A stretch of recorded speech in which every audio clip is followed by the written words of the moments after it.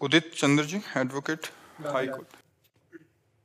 राधा वल्लभ श्री हरिवंश महाराज जी। महाराज जी, आपको ऑनलाइन देखकर ही मुझको बहुत ताकत मिलती है और आज तक आपके साक्षात दर्शन नहीं हो पाए थे। महाराज जी, मेरा प्रश्न है कि आपके वीडियो देखने और अच्छी अच्छी बातें सुनने बहुत अच्छे लगता है, लेकिन जब जीवन में कष्ट आता है और या रोजमर्रा की जिंदगी में वो ज्ञान फॉलो नहीं कर पाते और छोटे छोटे लाभ के लिए सारी कही हुई बातें भूल जाते हैं। अतः आपसे प्रार्थना है कि मार्गदर्शन करें कि इसमें दृढ़ निश्चय उन बातों को धारण करने के लिए दृढ़ कैसे। निश्चय नाम बल से होता है। श्री हरिवंश नाम बल लहो, अपने मन भाई सब कहो, रहो शरण हरिवंश की। जैसे हमें जानकारी है कि हमको ये करना चाहिए और ये नहीं करना चाहिए, पर हम सुख की लालसा से इतना परास्त हो जाते हैं कि जो नहीं करना चाहिए वो कर बैठते हैं और जो करना चाहिए वो नहीं कर पाते हैं। तो इसकी पूर्ति के लिए हमें बल चाहिए, अध्यात्म बल। और अध्यात्म बल मिलता है नाम जप से। जितना अधिक नाम जप करेंगे उतना ही आपके अंदर ये बल आएगा कि जो नहीं करना है वो नहीं करना है और जो करना है वो करना है। ये नाम जप से आएगा। अगर भगवान का नाम जप नहीं किया गया तो ऐसे आपको विद्वान बहुत मिलेंगे जो शास्त्रों का ज्ञान है पर उसके अनुसार नहीं चलते। जहां हमें विजय प्राप्त करना चाहिए काम पर, लोभ पर, अहंकार पर, मोह पर, वह इसलिए मिलेंगे। क्यों? क्योंकि भजन बल नहीं है, केवल बुद्धि में शास्त्र का ज्ञान है। तो इसीलिए भजन बल को धारण करना चाहिए। हमें लगता है कि अधिक से अधिक यदि हम नाम जप करें, पवित्र भोजन पावें और सत्संग सुनते रहें तो हमारा निश्चित दीर्घ काल तक, लंबे समय तक ये अभ्यास करें तो हमारा एक समय ऐसा आएगा कि हम परम पवित्र विचार वाले हो जाएंगे और हम छोटे छोटे सुखों के प्रलोभन में जो हम अपने मार्ग से गिर जाते हैं वो हम गिरेंगे नहीं। समझ पा रहे हैं आप? महाराज जी, साधना कैसे कंटिन्यू? जैसे 4 दिन तक करे साधना, फिर 5-6 दिन लगता है, फिर छूट जाती है, फिर नहीं। अब देखो, इसकी लगन तो लगानी पड़ेगी। बिना लगन के हम किसी लक्ष्य पर नहीं पहुंचते हैं।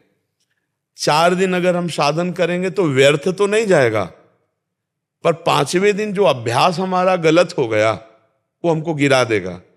ये 4 दिन का साधन का फल तो मिलेगा पर आप विजयी नहीं होंगे।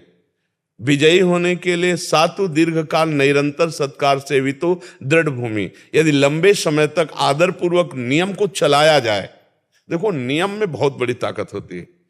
नियम अगर नहीं धारण करोगे तो फिर बात नहीं बनेगी। 24 घंटे में हम अपने शरीर के लिए, इंद्रिय भोगों के लिए, संसार के लिए पूरा समय दे रहे हैं। अगर हम 24 मिनट का नियम बना ले नाम जप का और हम ये विचार करें कि ये मेरे जीवन को सुख प्रदान करने वाला है, तो हमारा 24 मिनट क्या 24 घंटे का नियम बन जाएगा कि हर कार्य करते हुए हम नाम जप कर रहे हैं। पहले 24 मिनट का तो आप बनाइए। आप कमा रहे हैं, रुपया कमाते हैं, पढ़ाई लिखाई करके नौकरी करते हैं, जो भी करते हैं वो जीने के लिए करते हैं ना। आप हमें बताओ, रुपया किस लिए? जीने के लिए ना। उससे भोग पदार्थ मिलते हैं ना, उनको भोगने के लिए। तो बस इतना ही चक्र है क्या? फिर मनुष्य जीवन का लाभ क्या रहा? जीवन है सत्य सच्चिदानंद में डूबने के लिए। ये जीने के साधन है। रुपया पैसा कमाकर, भोग सामग्री एकत्रित करके परिवार का पोषण, शरीर का पोषण, लेकिन हम जी रहे हैं प्रभु के लिए। अगर हमारा जीवन प्रभु के लिए नहीं है तो फिर मृत देह है। जिन हरि भगत हृदय नहीं आनी, जीवित सब समान ते प्राणी। वो मुर्दे के समान जीवन। आप देखो कितना खोखला जीवन है। वह भोग, नाना प्रकार की वासनाओं की पूर्ति, नशा, रुपया कमाना, ये जीवन, फिर नरक जाना, ये कोई जीवन है? अगर आप महत्व बुद्धि रखें तो नियम नहीं टूटेगा। नियम एक जिद्दी स्वभाव। अब 4 दिन किया छोड़ दिया तो फिर परमार्थ का अनुभव तो नहीं होगा, वो व्यर्थ नहीं जाएगा। अगर 4 बार नाम जब करा है तो उसका भी फल मिलेगा। जब असत कर्म व्यर्थ नहीं जाते तो अविनाशी सच्चिदानंद भगवान का सत्कर्म भजन कैसे व्यर्थ चला जाएगा?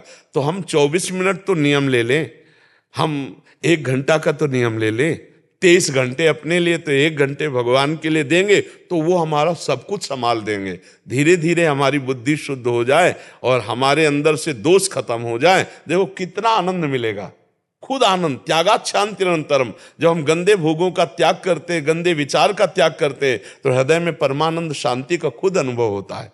आप समझ रहे हैं ना? नियम निष्ठा, भोजन सुधार लो तो नियम निष्ठा सुधरेगी। भोजन आजकल बहुत गलत है। ये जो होटलों का भोजन है बहुत अपवित्र भोजन है। अब कोई ऐसे बिरला हो कि स्नान आदि करके पवित्रता पूर्वक, नहीं तो बड़ा अपवित्र आहार, तो ये सब बुद्धि भ्रष्ट करने वाली, फिर नियम नहीं बनेगा। फिर तो भोगों का नियम बनेगा, भजन का तो नियम नहीं बनेगा। जिसका भोजन सही है उसका भजन सही होगा, जिसका भोजन सही नहीं उसका भजन सही नहीं होगा। और आज 100% भोजन अशुद्ध, 1% की भी गुंजाइश नहीं रह गई है। यदि आप अपने घर में पवित्रता पूर्वक बनाएं तो मान लो हल्दी ला करके घर में कूट के आप छौंके तो हल्दी है, नहीं पता नहीं कि हल्दी है कि केमिकल है। आपके घर में गाय है और आप दूध दूह के ले रहे हैं तो पता है कि दूध है, नहीं पता नहीं दूध है कि केमिकल है। अब ऐसे भोजन जाएंगे तो शरीर रोग ग्रसित होगा। इसीलिए पहले कहा गया है कि भोजन आहार शुद्धि तो सत्व शुद्धि अर्थात अंतःकरण शुद्धि। तो बड़ी अपवित्रता बन रही। आजकल लोग इतने घर में आलसी बन गए कि होटलों का भोजन अच्छा लगता है, घर का अच्छा नहीं लगता है। तो होटलों का भोजन जब अच्छा लगेगा तो भोग विलासिता अच्छी लगेगी, भजन नहीं लगेगा। लिख लो, भजन अच्छा नहीं लगेगा।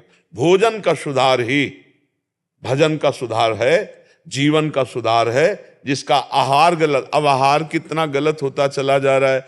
नौजवान बच्चे शराब, ये सब गांजा आदि, ये सब गंदी चीजें जो बुद्धि को भ्रष्ट कर दें।